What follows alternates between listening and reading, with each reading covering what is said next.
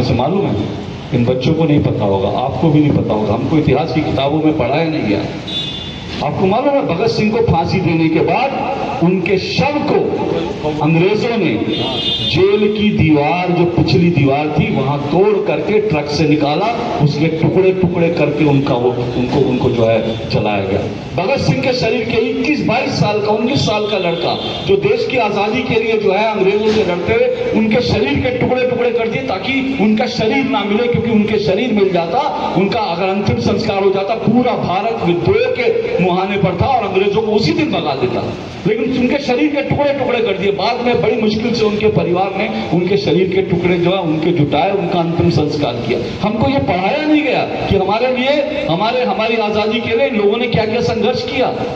हमको धर्म को लेकर गलत पढ़ाया गया, हमारी संस्कृति को लेकर गलत पढ़ाया गया, हमारे इतिहास को लेकर गलत पढ़ाया गया। और उसका नतीजा क्या हुआ? उसका नतीजा ये हुआ कि हम लोग जो है एक ज़ॉम्बी बन गए। हमको कोई फर्क ही नहीं पड़ता। कश्मीर से लोग निकल गए, कश्मीर से लाखों लोग पलायन कर गए, हमें कोई फर्क ही नहीं पड़ा। दिल्ली में आज बंगाल में लोग निकल रहे, हमको फर्क ही नहीं पड़ता। आपको मालूम है जो कुछ भगत सिंह के साथ हुआ? अभी मैंने 2 दिन पहले ये बात देखी, जिन 2 हिंदुओं को लिंच करके मार दिया गया पश्चिम बंगाल में, मुर्शिदाबाद में, उनके परिवार को अंतिम संस्कार करने के लिए नाई और पंडित नहीं मिला, क्योंकि वहां इतना खौफ का माहौल था। नाई और पंडित ने मना कर दिया कि हम नहीं आएंगे अंतिम संस्कार के लिए। उनके परिवार वालों ने जैसे तैसे उनका अंतिम संस्कार किया। क्या हम लोग यही दिन देखने के लिए बच गए हैं? क्या हम हिंदू क्या इसीलिए हैं? क्या हम इसी तरह से मरते रहे?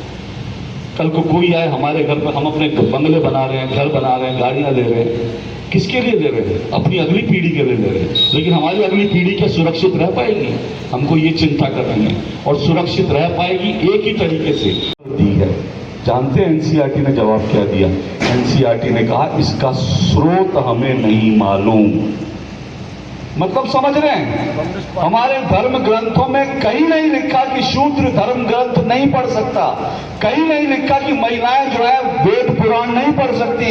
लेकिन हमारे जहन में ये भर दिया गया, छोटे छोटे बच्चों के जहन में भर दिया गया कि हिंदू धर्म जो है वो महिलाओं से और शूद्रों से, दलितों से भेदभाव करता है।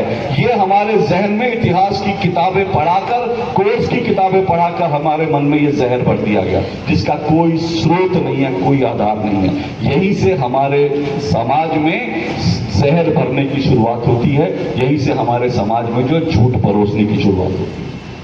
इस झूठ को समझना जरूरी है और मीडिया की जिम्मेदारी है इस झूठ को निरंतर एक्सपोज करता रहे। मैं कपिल से यह भी अनुरोध करूंगा, इस मैगजीन में हर महीने जब ये मैगजीन छपे, एक कॉलम ऐसा जरूर दें जिसमें लिखे कि झूठ क्या परोसा गया, सच क्या है, ताकि वो आम लोगों तक